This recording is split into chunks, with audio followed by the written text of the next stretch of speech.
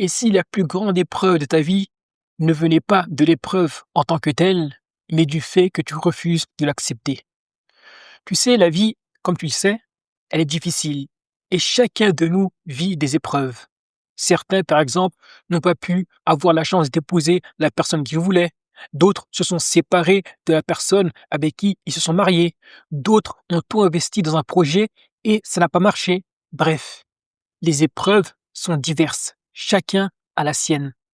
Mais le plus difficile, ce n'est pas l'épreuve en tant que telle, c'est qu'on n'arrive pas à lâcher prise, à accepter cette épreuve. Résultat, on peut perdre 5, 10, 15 ans dans notre vie parce qu'on n'arrive pas à accepter cette épreuve, parce qu'elle est beaucoup trop douloureuse. Et à la fin de cette vidéo, tu sauras comment lâcher prise malgré la douleur de l'épreuve. Parce que, comme tu peux le voir dans l'image, c'est que parfois s'accrocher cause plus de dommages que de lâcher prise. Parfois, les gens vont dire lâche prise, accepte. C'est quelque chose de facile à dire, mais extrêmement difficile à faire dans la réalité. Parce que c'est vrai qu'il faut lâcher prise, mais comment le faire? Ça, c'est ce qu'on va voir dans cette vidéo. Mettons d'abord une chose au clair. Une chose qu'il est vraiment très important de clarifier. C'est que accepter ne veut pas dire nier ses émotions. Souvent, on dit à quelqu'un, c'est bon, ça suffit maintenant. Arrête de pleurer. Arrête d'être triste. Arrête de t'isoler.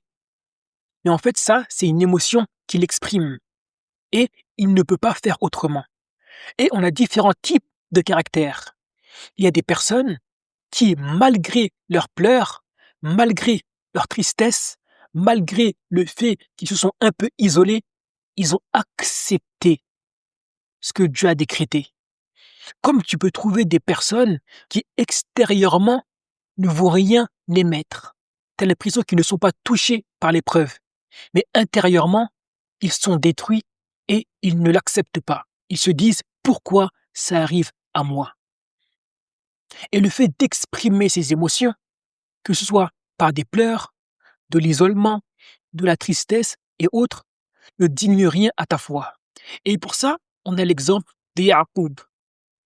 Yacoub, quand on lui a dit que Youssouf a été mangé par des loups, il était triste, extrêmement triste. D'ailleurs, les savants ont dit que il a tellement pleuré qu'il en a fini par perdre la vue. Certains savants disent qu'il a juste eu une vue qui a gravement chuté. D'autres disent non, il a carrément perdu la vue. Il est devenu aveugle à cause du fait qu'il pleurait énormément son fils Youssouf. Pourtant, le prophète Yacoub est un prophète.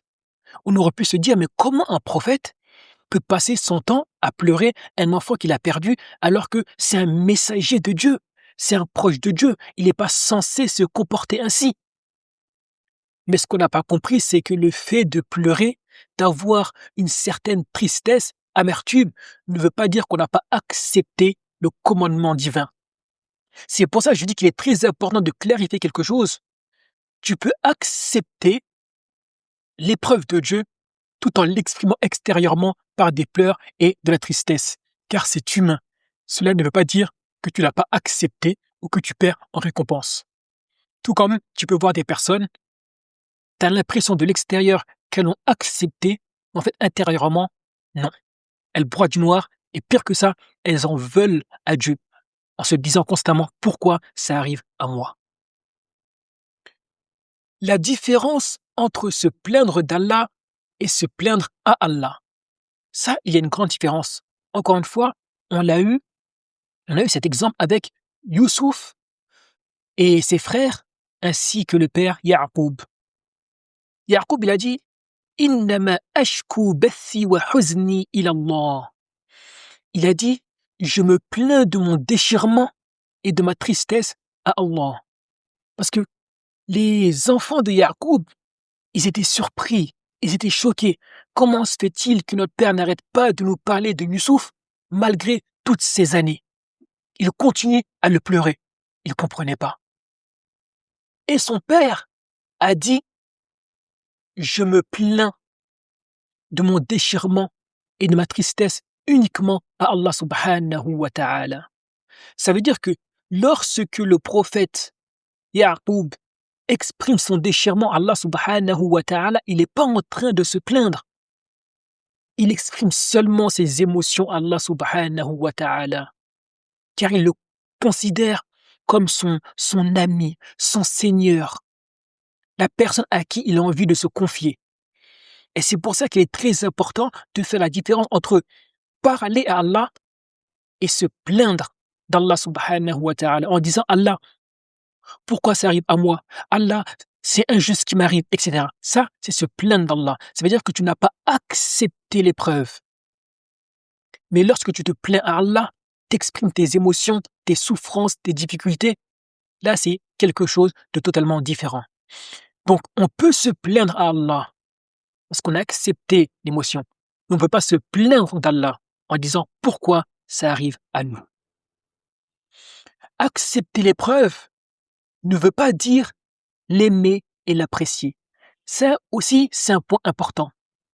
Parce que parfois, on demande aux gens de passer outre leur caractère humain.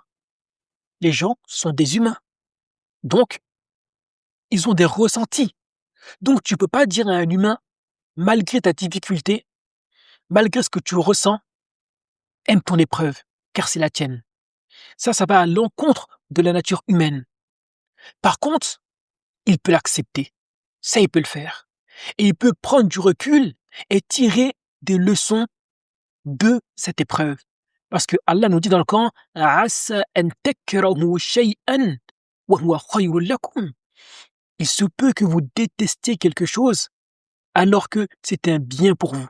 Donc, à travers les épreuves que l'on vit, on peut prendre du recul et se dire, on déteste cette épreuve, on déteste ce que l'on vit, mais il y a sûrement et certainement d'ailleurs une sagesse derrière cette épreuve.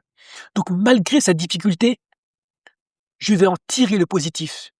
Mais il ne faut pas dire aux gens, par exemple, aime ton épreuve, apprécie-la, car c'est un bien pour toi.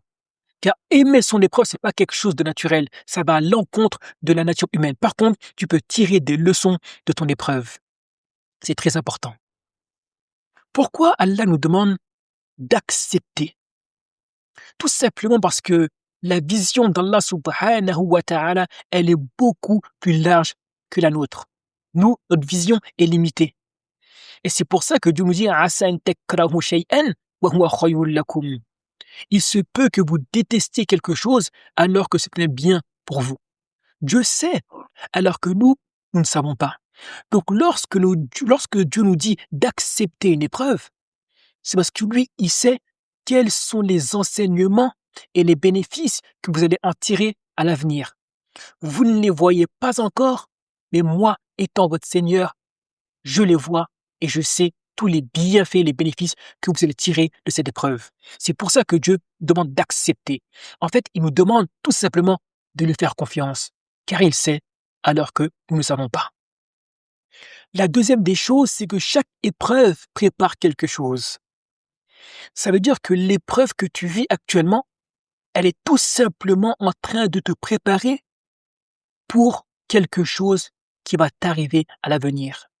Peut-être que c'est un poste important, et pour ça, il faut certaines aptitudes, certaines compétences, certaines expériences, ou alors avoir une certaine sagesse que tu n'as pas encore. Mais à travers l'épreuve que tu vis, Allah subhanahu wa ta'ala va faire en sorte que tu puisses les acquérir. Donc, tout ça, tu ne le sais pas encore, mais Dieu le sait. C'est pour ça qu'il nous demande de nous faire confiance. Chaque épreuve te prépare à quelque chose de plus grand. Et c'est pour ça qu'on dit que les plus grands serviteurs de Dieu sont ceux qui sont le plus éprouvés par ce dernier. Car aller en mission pour Dieu demande des aptitudes, des qualités, une morale, etc. à toute épreuve. Et pour ça, il faut être préparé. Alors tu es préparé par le feu de l'épreuve. Donc chaque épreuve te prépare à quelque chose. Donc malgré la dureté de ce que tu vis, dis-toi toujours quelle leçon je peux tirer de mon épreuve malgré sa dureté. C'est pas facile, il faut essayer. La troisième des choses, c'est ce à quoi tu résistes persiste. Et ça, c'est un point très important. Lorsque tu refuses d'accepter une épreuve, tu la vis, mais tu ne l'acceptes pas. Ça veut dire que tu ne tireras pas les leçons que tu es censé tirer de cette épreuve. Alors qu'est-ce qui va se passer? Tu vas revivre cette épreuve encore et encore, jusqu'à ce que tu tires les leçons que tu es censé tirer. C'est pour ça que lorsque tu vis une épreuve et que tu ne veux pas qu'elle se répète encore et encore, prends du recul et dis-toi quelles sont les leçons que je peux tirer de cette épreuve. Pour que tu puisses en tirer des leçons, modifier ton comportement, tes attitudes, ta façon de penser, ta morale, afin de ne pas réitérer les mêmes erreurs et ne pas revivre encore et encore les mêmes épreuves. Parce que tant que tu n'as pas tiré les leçons d'une épreuve, elle revient encore et encore. Et c'est pour ça que certaines personnes se demandent, c'est bizarre, pourquoi je vis toujours la même chose? Ça peut être dans une relation conjugale. Je change de femme, je change de mari et je vis encore les mêmes choses. C'est parce que tu n'as pas encore tiré les leçons. Donc tu peux changer de mari ou d'épouse 10 fois, tu vas vivre encore et encore les mêmes choses parce que tu n'as pas tiré les enseignements que tu étais censé tirer à travers une multitude d'épreuves. Alors tu revis encore et encore la même chose. C'est pour ça que le sage doit essayer de tirer des leçons de ces épreuves le plus rapidement possible afin qu'il puisse avancer et ne pas toujours vivre les mêmes épreuves. Qu'est-ce que procure l'acceptation? 1. On cesse de gaspiller son énergie. Parce que l'énergie de la tristesse, c'est une énergie qui use, qui nous fatigue, qui nous casse le moral. Et à cause de cette énergie qu'on utilise à mauvais escient, on n'avance plus dans la vie. On n'est plus censé faire ce qu'on est censé faire. On rumine, on broie du noir, on se plaint. Et voilà que notre santé morale et physique en prend un coup. Bref, tout ce qui est négatif, on ne peut pas les dénombrer tellement ils sont nombreux. Donc, on gaspille son énergie. Au lieu de les mettre sur quelque chose de positif, nous, on les met sur quelque chose de négatif, en se plaignant toute la journée et en se comportant telle une victime. Donc, le fait d'accepter, on cesse de gaspiller notre énergie. On la met sur quelque chose de bénéfique. On retrouve de la lucidité. Accepter son épreuve, c'est accepter de, de vivre la chose malgré sa difficulté. On vit la chose, c'est difficile, on l'accepte, mais on se dit, OK, l'épreuve est là, maintenant, quelles sont les leçons que je peux tirer? Et surtout, qu'est-ce que je peux faire pour aller de l'avant? Parce que la dépression, la tristesse et le refus d'accepter son épreuve te fait perdre toute lucidité. Parfois, tu ne réfléchis pas correctement, tu as l'impression d'avoir perdu en sagesse, en capacité, etc. Tu ne comprends pas, même, je dirais même que tu ne te reconnais plus. Tu as l'impression d'être quelqu'un de différent. Et ça, c'est ce que procure le fait de ne pas accepter l'épreuve, de broyer du noir, etc. Donc, la première des choses que procure l'acceptation, c'est qu'on cesse de gaspiller son énergie. On retrouve sa lucidité et on agit enfin efficacement. Maintenant qu'on accepte l'épreuve, on se dit, OK, je l'ai accepté, c'est dur, j'ai compris. Maintenant, qu'est-ce que je peux faire pour avancer? Car les choses, elles sont telles qu'elles sont et je ne pourrai pas les changer. Donc, autant l'accepter et aller de l'avant. Et c'est ce qu'il faut faire. C'est facile à dire, mais très difficile à faire. Parce que lorsque l'on vit certaines épreuves, parfois on n'a plus la force d'avancer, plus la force morale et physique d'avancer. Et parfois, c'est même plus qu'on n'a plus la force, c'est qu'on n'a plus envie tout simplement d'avancer. Donc, plus on accepte cette épreuve, plus on en tire des leçons, plus vite on peut agir efficacement et cesser de perdre du temps dans sa vie. Car certains, à cause de certaines épreuves, perdent 5, 10, 15 ans de leur vie, parfois même toute leur vie. Donc, c'est vraiment très important de prendre ça en considération. Comment appliquer cette loi au quotidien? La loi de l'acceptation au quotidien, il faut que tu te poses 3 questions. qu'est-ce que je refuse actuellement? Quelle est l'épreuve que j'ai vécue ou que je vis et que je refuse d'accepter? Et à cause de ce refus de l'accepter, j'arrive pas à avancer dans ma vie. Pose-toi cette question sincèrement. On a tous plus ou moins une épreuve qui nous a affectés, affaiblis et qui inconsciemment nous empêche d'avancer. Alors posons-nous les bonnes questions, même si parfois se poser les bonnes questions c'est difficile, car la réalité est difficile à accepter, il faut se poser des questions, être sincère envers soi et avancer. Donc pose-toi la question, qu'est-ce que tu refuses actuellement? Deuxième chose, pourquoi est-ce que je résiste? Pourquoi malgré que l'épreuve soit passée, je continue à résister? Je continue à ne pas vouloir l'accepter, jusqu'à j'ai encore de la rancune, de la colère et de la haine envers les personnes qui ont été à l'origine de cette souffrance. Pourquoi? Pourquoi j'entretiens cette souffrance encore et encore? Qu'est-ce qui se passe? Qu'est-ce qui se cache derrière tout ça? Donc, à travers une introspection, tu vas trouver des réponses à tes questions. Pour cela, il va falloir que tu sois sincère et que tu aies vraiment envie d'avoir les réponses. Donc, pose-toi la question, pourquoi est-ce que je résiste? Pourquoi je ne veux pas lâcher prise et aller de l'avant? Parce qu'il y a une chose aussi qui est importante, c'est que parfois, les gens se sentent bien dans un sentiment de victimisation. Ils sont bien dedans. Ils ne veulent plus en sortir. Je ne sais pas pourquoi. Ça peut arriver à certaines personnes. Donc, peut-être que tu en fais partie. Si c'est le cas, demande-toi aussi pourquoi tu aimes ce sentiment de victimisation. Est-ce que parce que tu aimes attirer l'attention vers toi? Est-ce que parce que tu aimes que les gens t'entourent et qu'ils aient pitié de toi? Pose-toi certaines questions. Parce que ça arrive beaucoup. Des gens qui aiment se comporter comme une victime et qu'on les traite, qu'on les considère, qu'on les chouchoute en étant des victimes. Donc ça peut arriver, donc pose-toi cette question. Est-ce que c'est ton cas? Oui ou non? La troisième des choses, c'est quelle est la meilleure action que je peux entreprendre aujourd'hui? Ok, je suis conscient que je refuse quelque chose. Je sais maintenant pourquoi je résiste. Dernière action, qu'est-ce que je peux faire aujourd'hui pour mettre fin à ce processus? J'ai accepté, j'ai compris, et qu'est-ce que je peux faire aujourd'hui, pas demain, aujourd'hui, pour cesser de me comporter comme j'ai pu le faire? Ça veut dire broyer du noir, refuser l'épreuve, en vouloir aux gens, etc. Qu'est-ce que tu peux faire aujourd'hui? Est-ce que tu peux pardonner?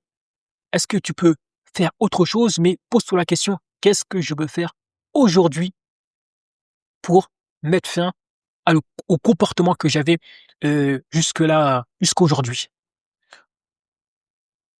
Qu'est-ce qu'il faut que tu fasses? Tu ne peux pas toujours choisir ce qui t'arrive, mais tu peux choisir de ne plus être en guerre contre ce qu'Allah subhanahu wa ta'ala a décrété. Et c'est souvent à cet instant précis que commence la véritable transformation. Lorsque tu as accepté l'épreuve et que tu n'en veux plus à Allah subhanahu wa ta'ala et ainsi qu'aux gens qui sont à la source de ton épreuve, là tu peux commencer ton envol et ta libération.